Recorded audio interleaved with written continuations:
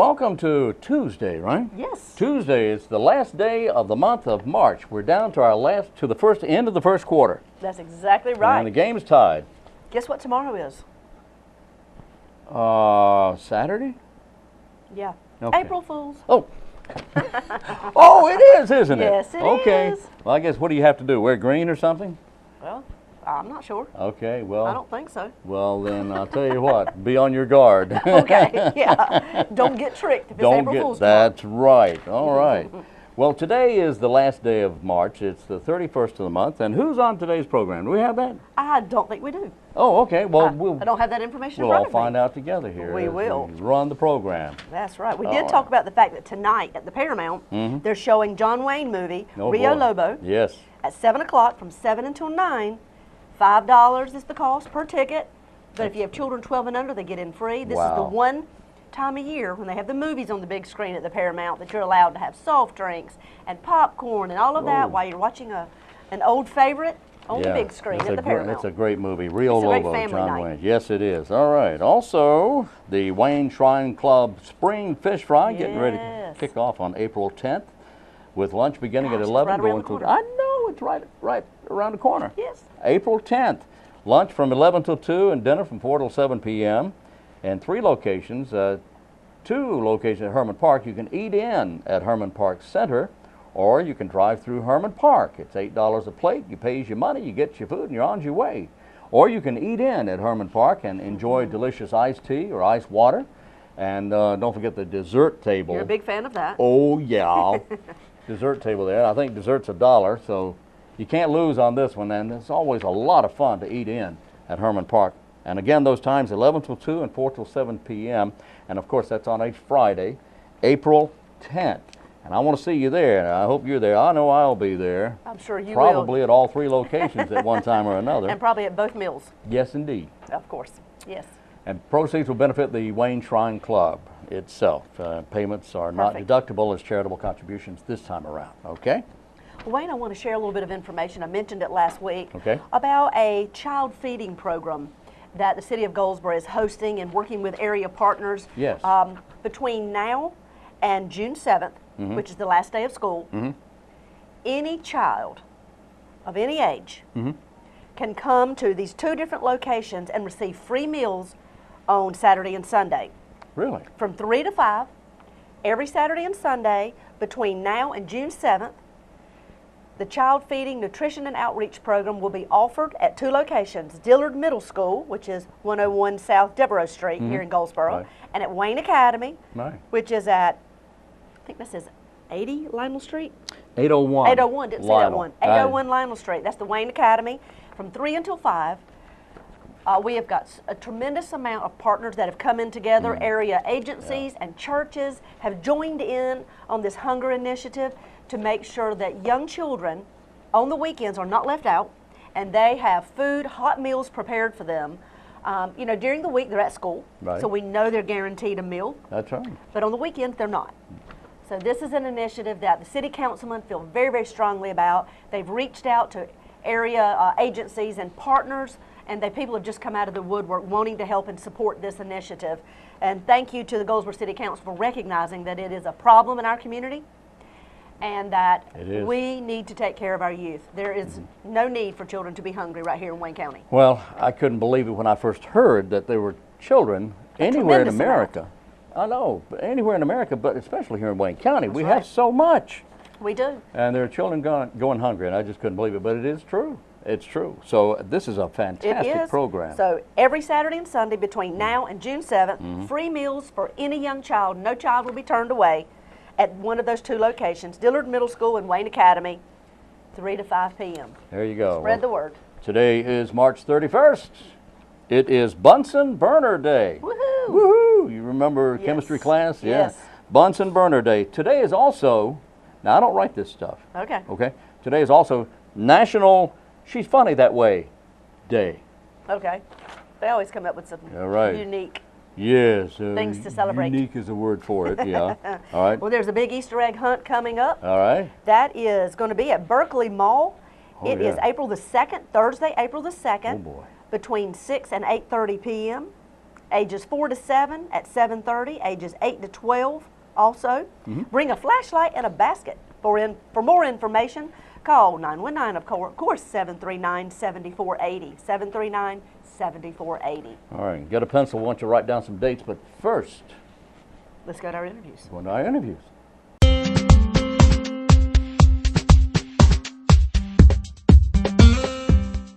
Today, talking with Dave Parsons. I've known you a long time. 100 years, maybe 120 years. Close. Something like that. Anyway, Dave is with the U.S. Power Squadron. And does that mean, what does that mean, weightlifting? That's boating. Boating. Come I knew on that. Now. Yeah. I know it's been a year since we talked. I know. Well, you know how I am. Anyway, we want to talk about boating. Here it is springtime. People getting in the mood again to go to the water and get out in that boat. Absolutely. All right. But now, what is the U.S. Power Squadron? We're a boating organization that's basically set up to provide education to boaters to make them safer on the water, and also to really have camaraderie with everybody. A lot of fellowship. That's the big thing. They like to get out on the water and have a good time. So the whole thing is just to make sure that everything is safe, keep it safe, Right? Because there can be danger if somebody's not paying attention. Definitely, And, definitely. The unsafe boater out there is one who's not educated. And we provide education courses. In fact, we're just finishing up the public course here in Goldsboro with our local squadron to make sure that people have an opportunity to learn what they should be doing when they're out there on the water, what they should be looking for, and keeping out of trouble. One of the great things this year that I wasn't able to say last year when I was here, for the first time in the history of record keeping with the United States Power Squadrons, we have dropped below 700 boating accidents that have caused injury or death. And it's always been well above that number. Now we're below 700 this past year. It's always been above 700. Now, what area does that cover? Are we talking about in this district? Well, no, we're talking about countrywide. Countrywide. Oh, really? The whole country? Yeah. Less than 700? Less than 700. With injuries? Injuries, ones that are really serious injury or death. Wow. And that happens quite often in the past. Yeah. But our education is really catching on. So we have less than 700 across the whole country. That's right. That's quite impressive. That's right. Yeah. So somebody's paying attention. Of that. Yeah, we're proud of it. Okay. And that's basically through our training courses that we provide, different levels, but it really making a difference. Now, with these training courses, do you actually have classes? We have classes. And where are these classes and how often are they held? Well, we've been doing this public class out at the community college, Wayne Community College, for the last 5 weeks. So that's a short course. But then we try to encourage those that are in the class, join our squadron, and then take some additional courses like seamanship, piloting, advanced piloting, and also navigational type courses. Okay. And over what span of time are we talking about as far as classes? Well, most of the classes run 7, some go as much as 10 weeks. Navigation, long. Really? Yeah. Excellent. GPS, you're out in the middle of the water, you've got to go back to something if your GPS goes out. With a sextant, don't you have to wait till dark? No, we use the sun. Okay, well, that's you can. Oh, a song comes. Correct. And with water, we're talking about water. When is it? Just finished a class, the first, pretty well booked at this point. But we offer them from time to time. We try to get that information out to the public and when they're available. All right. So hopefully people would take notice and join us. Well, that's great. But now the one coming up is already booked, and first Tuesday of April. Right. And then if it's about a 10-week course, then roughly 3 months later you'll have another. Is that about right? Well, that'll run about 7, but we probably won't do that one again for maybe another year. Okay. Yeah. Oh, okay. Yeah. So how do people find out about the U.S. Power Squadron here in Wayne County? We advertise quite a bit. Goldsboro Sail and Power is basically our local squadron. And like the 16th through the 23rd of May is National Safe Boating Week. And we will be doing boat inspections out in the mall at next to J.C. Penney on a Saturday morning from 9 to 1 on the 23rd of May.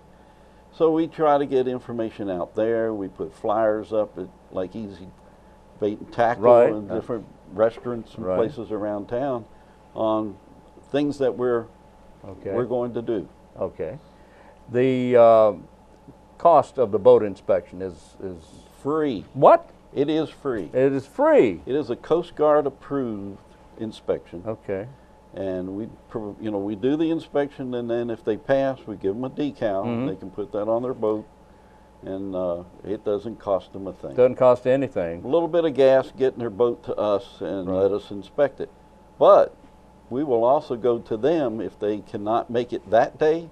They can call me, and we can go ahead and schedule a time to get an inspector. We have 4 inspectors in our squadron. Is that right? So one of us is always pretty well available to go wherever they are and inspect their boat. Well, that's really, there's no reason not to have your boat inspected. They need to. If they don't get their boat inspected, is there a fine involved? Or? Not necessarily, unless the Coast Guard or the wildlife happen to pull them over and say, I want to look at your boat, and they find flares that are out of date or they don't have the right equipment on the boat, then the fines come. But in a lot of cases, if you see that little sticker on your boat, they leave you alone, and they'll go after somebody that doesn't have the sticker. Okay, that's good to know. But now, speaking of equipment, let's talk about the flotation devices, PFDs, or whatever you call them. PFDs. Are they mandatory? They are mandatory, and to have on the boat. Everybody should wear them. Right. Not just have them on the boat. If there are children on the boat, they definitely have to have them on. Right. But if you're going down through and all of a sudden you are thrown off the boat for some reason, you need to have one on. And now they're becoming a lot more comfortable to wear because they have the like the suspender type that will inflate. Oh yeah. When you hit the water. Yeah. Or you can pull a little cord and it'll inflate. So they're more comfortable to use and to wear all the time you're on the boat. So even adults should have the flotation device. Even adults, regardless of their ability to swim. That's right. Oh, you get tired real quick. Yeah, because when you're thrown off, if you hit your head, you're knocked unconscious. Absolutely. You're in deep trouble. Absolutely. Yeah. Yeah. And you know, it's so easy for that to happen. Yeah. Yeah. That just 1 ounce of that prevention of having that on is going to save a life. Yeah. The Power Squadron here in Wayne County is you are the district commander. I'm district commander. Congratulations on that. Thank you. Yes. That's the entire state. That's the North Carolina. Right. All of North Carolina. Right. That's a big area. 20 squadrons, goes from Charlotte all the way over to the coast. 20 squadrons in this district. In this district. 19 are actually in North Carolina, and we have 1 squadron just across the state line in South Carolina, Catawba. And so there's 20 squadrons throughout the state. Wow, you're going to be doing some traveling, aren't you? We'll do a little bit of traveling this year, for sure. But now here in Wayne County, we're District 27. Here in Wayne County, we're part of District 27. Part of District 27. But we're the Goldsboro Sail and Power Squadron. Okay. Yeah. All right. You guys have meetings aside from teaching classes? We have a monthly meeting, dinner meeting, and we get speakers that come in, talk about different topics. Sometimes they relate to boating, and sometimes they don't. Now, if someone who belongs to the Power Squadron, can anybody become a member? Or anybody can become a member. Is that right? Absolutely. All we need to do is get an application filled out, give us a check, and we'll be glad to have them as a member. So what is the cost of joining? It's about $130, somewhere in that neighborhood. That's $130, not so bad. $140 when you, it includes national dues, district dues, and the local dudes. Is there a minimum size boat that you have to have? No. There's no minimum? No minimum. A rowboat. A rowboat? A life raft? Well, you know, right now everybody's going into all this paddle stuff. Kayaks. Really? Kayaks and such? Yeah. Kayakers can join the Power Squadron? Absolutely. Even though they're powerless? And we can inspect kayaks. Can you really? Yeah. Put a sticker on it and everything, Put a sticker on it. Yep. I like that. Their requirements are a little bit different than a power boat or a sailboat, but yeah. So is this about anything that is any watercraft? Yeah. Get a log and ride a log. We'll put a sticker, Put a sticker on it. Okay, that works. Yeah, all paddle. Right. That's right. And pay. That's great. All right. Yeah. Someone wants to know more. Is there a website? They can go to our Facebook. Oh, okay. What is that Facebook page? It's Goldsboro Sail and Power Squadron Facebook. All right. Yeah. Sail and Power. S-A-I-L. Is it ampersand or? No. It's just A-N-D. A-N-D. Yeah. Sail and Power Squadron. Right. Goldsboro. Okay. Goldsboro Sail and Power Squadron. I got it. I'll be going to that. There you go. Yeah. Right. We tried to do the website. It was a little tricky, so I said the easy way to do it, we'll put it up on Facebook and link it back to our district pages. That and all. works. Yeah. That works. Yeah. All right. And if they want to find out more about United States Power Squadrons, they can go to usps.org. Okay. And there's a lot of information there. You know, where the squadrons are located and how do I do this or how do I find a squadron to join or whatever. Okay, well that's good information too. So go to usps.org or you can go to Goldsboro Sail and Power Squadron on Facebook. All right. Yeah. Dave Parsons, thank you so much, sir, for being in. Appreciate it. Always good to see you, my friend. Good to see you. All right, you take care and be careful out there driving around between those district I'm going to be there. on the land most of the time this year. Oh, okay. All right, thanks a lot. Thanks, Wayne.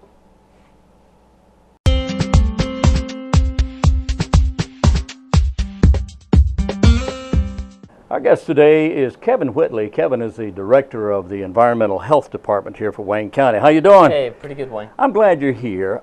This time of year, well, you're busy all year long, but this time of year especially, you guys have a lot going on. Exactly what does the Environmental Health Department do? Okay, environmental health, we go out and evaluate lots for septic systems and for wells. Also, we inspect all food handling establishments. We inspect daycares, residential cares, and then swimming pools, tattoo parlors, and like I say, what you were bringing up this time of the year, it's a big push to get all the pools, public pools inspected before Memorial Day so everybody can be open and enjoy their weekend. All right. All right, so what's involved with inspecting swimming pools? What do you look for and what do you do? Well, the main thing is to make sure that they have their safety equipment, the shepherd's hooks, life preservers, and also then we look to check their water chemistry to make sure that their pH and chlorine levels are at the proper levels, and then we also just kind of make sure that the general construction of the pool, like the floor, the drains in the bottom of the pool are not broken and constructed properly, and that they have 5 foot of free space around the deck of the pool. I'm glad you brought up the drains in the bottom of the pool. Now, in recent years, there's been some tragedy involved with drains in the pool where somebody would get a child or somebody would get stuck on those. Yes, sir. How do we prevent those tragedies? Well, the state has required them to put anti-siphon drains on all the swimming pools. Plus, they have these anti-vacuum systems on the pumps themselves, and if they detect a vacuum for some reason at one of those drains, it shuts it down. There's the 2 systems are Vac Alert and Stingle Switch, and like I say, all the pools have them. Okay, well that's good news. And yes, sir. And the pools will not open until after you inspect them. Is that right? That is correct. All right. So after, and they're going to be open for Memorial Day, right? Yes, sir. Everybody's got to be open. That's where they want to be anyway. That's exactly right. All right. Yes. Now I wanted to ask you also about the restaurants. You are the guys. Your department. You're the ones who inspects the restaurants, and then you put up the health rating. Yes, sir. How does that work? Well, first of all, a couple of years ago, the state adopted the food code, which is a national code of how the sanitation in the restaurant needs to be in. So we go in there and we check the food temps, and like I say, that's the main thing is the food temps. Hot food's hot, cold food's cold, and then also we look at their procedures and then the general sanitation of the restaurants. All right, so making sure that all the countertops are clean where they're working with the food and everything? Yes, sir, as far as make sure there's no cross-contamination, as far as if you handle a raw food and then you go and serve some ready-to-eat food, right. We make sure that they have the right processes in place. And then another thing which people ask all the time is, are restaurants required to have gloves?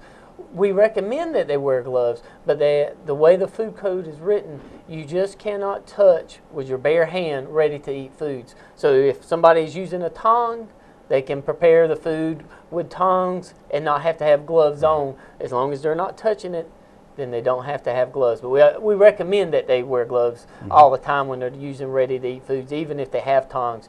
But that is allowed. And we get that question a lot. Well, they didn't have gloves on. Well, if they were preparing the food with tongs, they don't have to. They don't have to if they're using tongs. Yes, sir. Which brings me to hairnets. Yes, are they required? Yes, sir. Those are required? Yes, sir.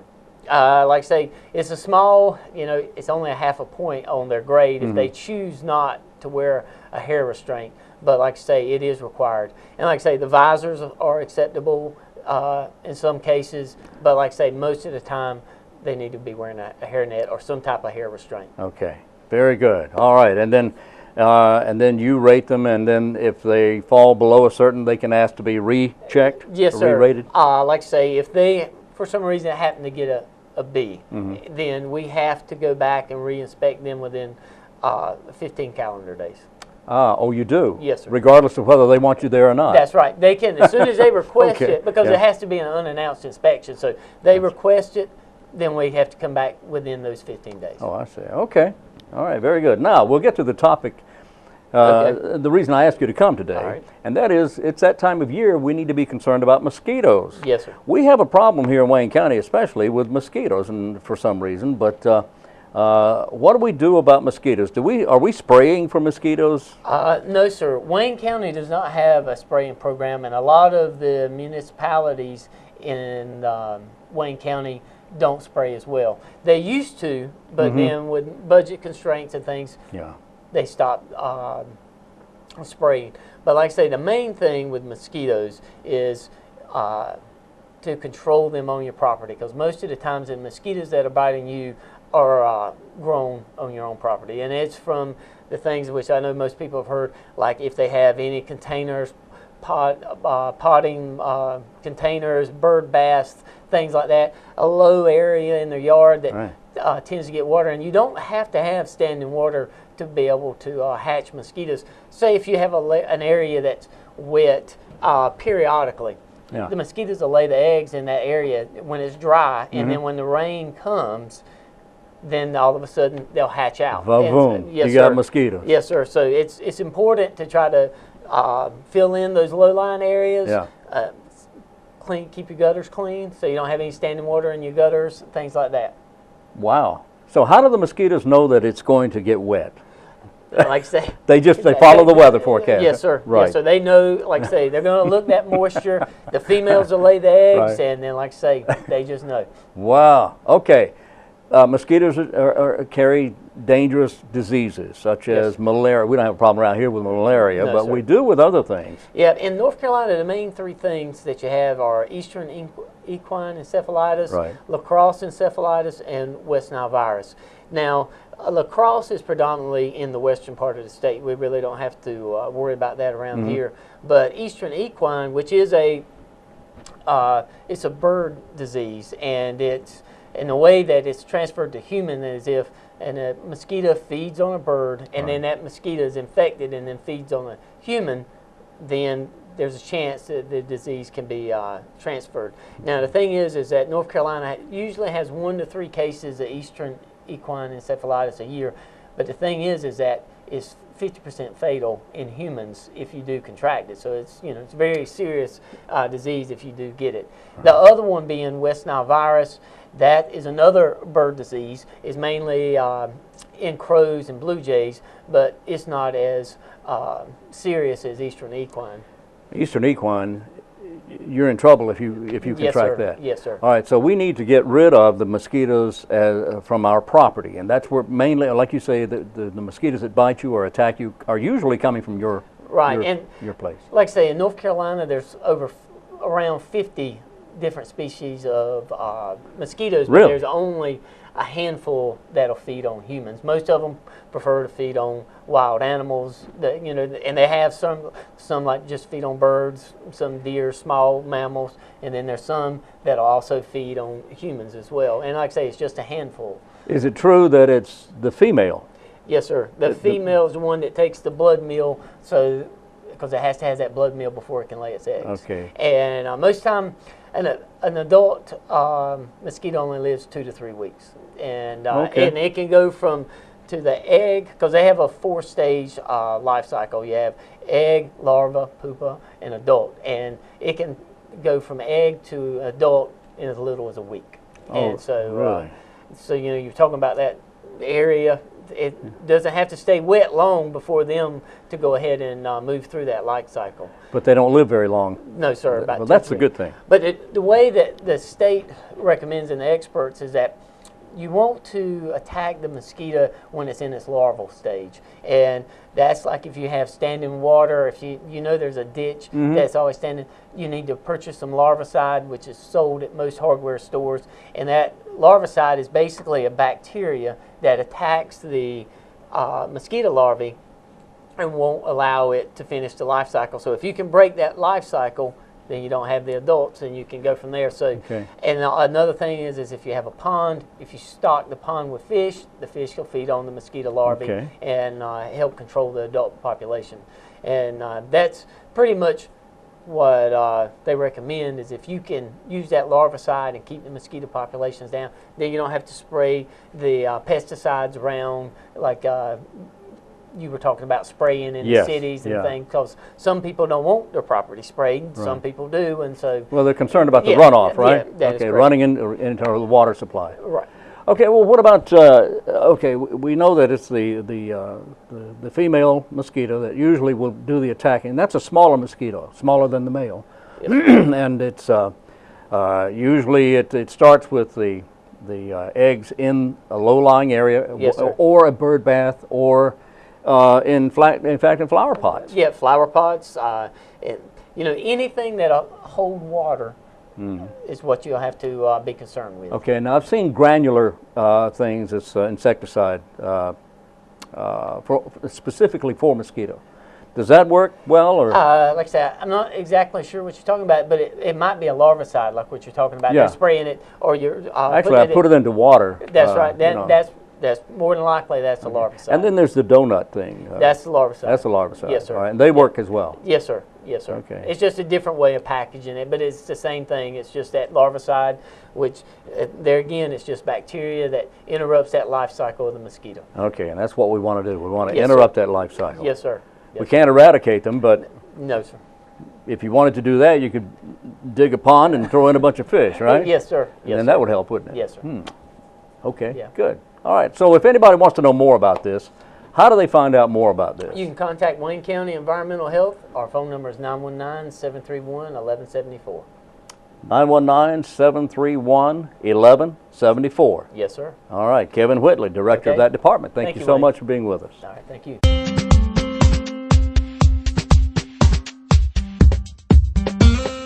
All right, we're back on Wayne Goldsboro Television. Thank you for being there. Thank you. Dates. Yep, so get a pen and paper really quick. That's right, that's right. We'll wait. Time's up. We're not going to be here certain days. We'll be playing the Best Of series, right? That's exactly well, right. Actually, we'll just be playing repeat shows.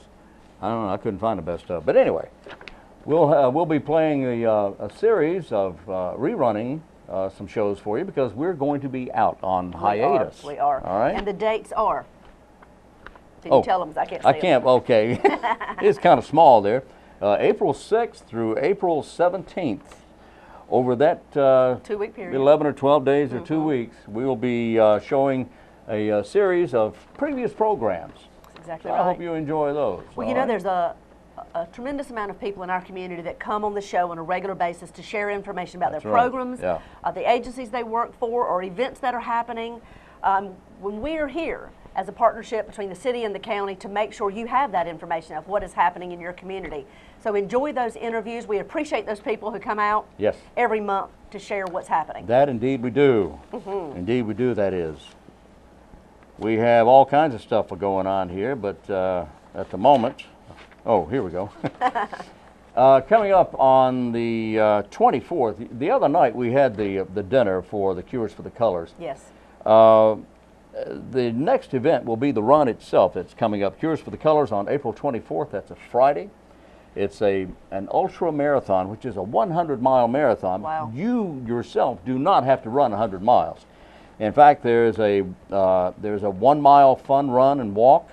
There is an individual 5K that's timed. The 1-mile fun run is not timed, nor is the 100-mile run. Now, there's several ways you can do that. You can run the entire 100 miles yourself, or you can have a relay, say 5 people running 20 miles, or 10 people running 10 miles apiece. Anyway, it's a 100-mile marathon. That one starts at 9 o'clock on Saturday, April 25th. But the family time actually begins at 5 o'clock on Friday afternoon, Friday evening, April 24th. And this will all be taking place, I do believe, at here in Goldsboro. Fantastic. We can share more information as you. I'm going to share more. Oh, at Wayne Community College. Is there a certain place in Wayne Community they're all meeting? Does it say? On the campus. Oh, just on campus somewhere.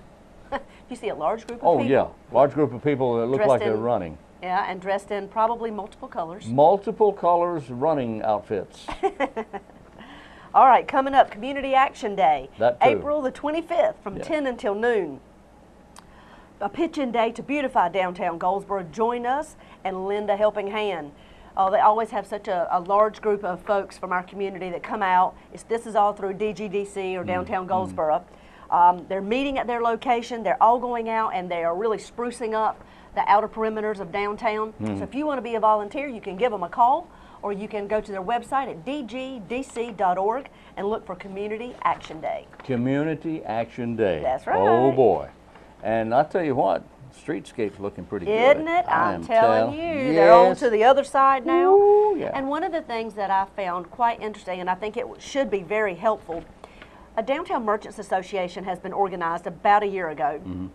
The merchants that just went through the entire process of a lot of construction going on in front of their businesses, you know, not knowing the community, not knowing if they're open, how do they get into their buildings, all the things that they've learned, they're going to share with the merchants on the other side of the street that have just started going through that process. That's nice. The Merchants Association is really a way for downtown merchants to share their opinions, work with one another, have Saturday sales or any kind of event that they so choose, and a way just to communicate with other downtown merchants. And I don't believe, maybe wrong, but I don't believe that during the entire course of the change on that side of the street that anyone ever closed because of the construction going on. No, not that we're aware of. No one ever closed for business for a day or for a week or whenever because of construction.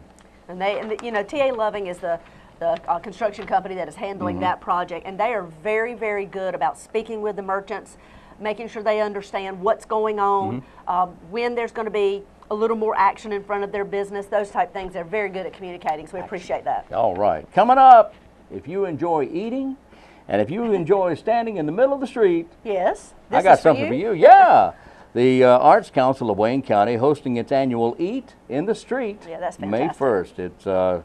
It's get a group of 10 folks together, buy a table for $300 from the Arts Council of Wayne County, and then come up with your theme and menu and have a blast. There'll be a pre-dinner mixer, live music, and all kinds of other stuff there from 6 till 7 p.m. Dinner will follow at 7 and go until about 10 o'clock. Prizes awarded for all kinds of stuff, including best table decor. You should have seen the pictures from last year. I can imagine. It was fantastic. And also an award for the table that had so much fun, it was most likely to be kicked out of a restaurant award. How cute. Okay, yeah, isn't that That's good? fun. That's the title of it. Anyway, this is again on May 1st, and we'll tell you more about that the closer we get to it. You know, last year when I saw the pictures, I wasn't able to participate. Saw the pictures. These decorations were through the roof. I mean, one table may be an entire cowboy and cowgirl theme. Oh boy! And the whole table was dressed. The people were dressed like it. I The hear table you. was decorated. Pilgrim. Then we had another one that was all fancy and like high tea. They had a chandelier in the middle of their table.